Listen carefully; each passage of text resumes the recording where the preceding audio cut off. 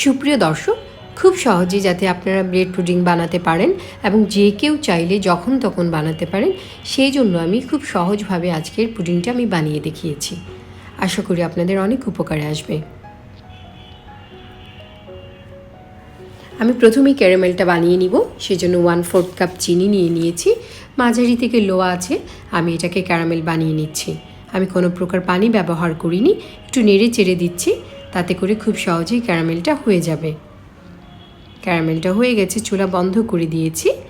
এবার আমি যে পাত্রে পুডিংটা সেট করব সেখানে ক্যারামেলটা আমি ঢেলে নিয়েছি। পাত্রটা ধরে আমি ক্যারামেলটা একটু ছড়িয়ে দিয়েছি। হালকা কালার আসার পর চুলার জালটা অবশ্যই অফ করে দিবেন। আমি 4 পিস ব্রেড নিয়ে নিয়েছি। এটা মিল্ক ব্রেড না, নর্মাল ব্রেড। সাইডের অংশটুকু আমি বাদ দিব না, ইউজ করব। ছোটো ছোটো টুকরো করে আমি কেটে নিচ্ছি।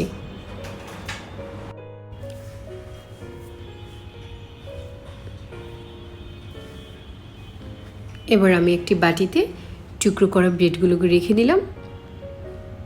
আপনারা চাইলে হাত দিয়েও ছিঁড়ে ছিঁড়ে নিতে পারেন, কোনো সমস্যা নেই। আমি 2 কাপ দুধ দিয়ে এটাকে একটু ভিজিয়ে রাখছি।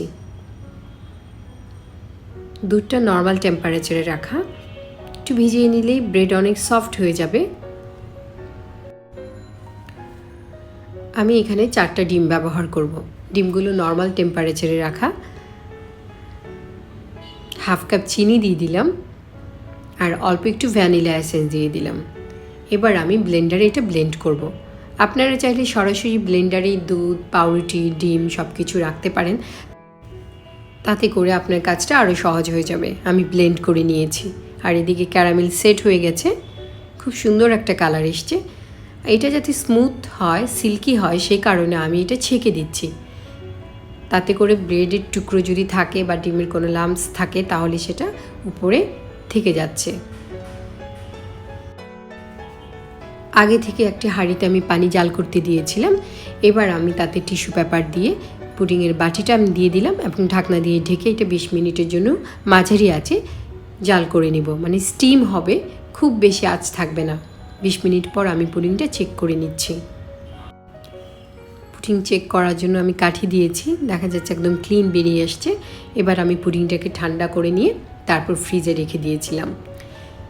2 থেকে 3 ঘন্টা পর ফ্রিজ থেকে বের করে আমি এটাকে ডিমোল্ড করছি।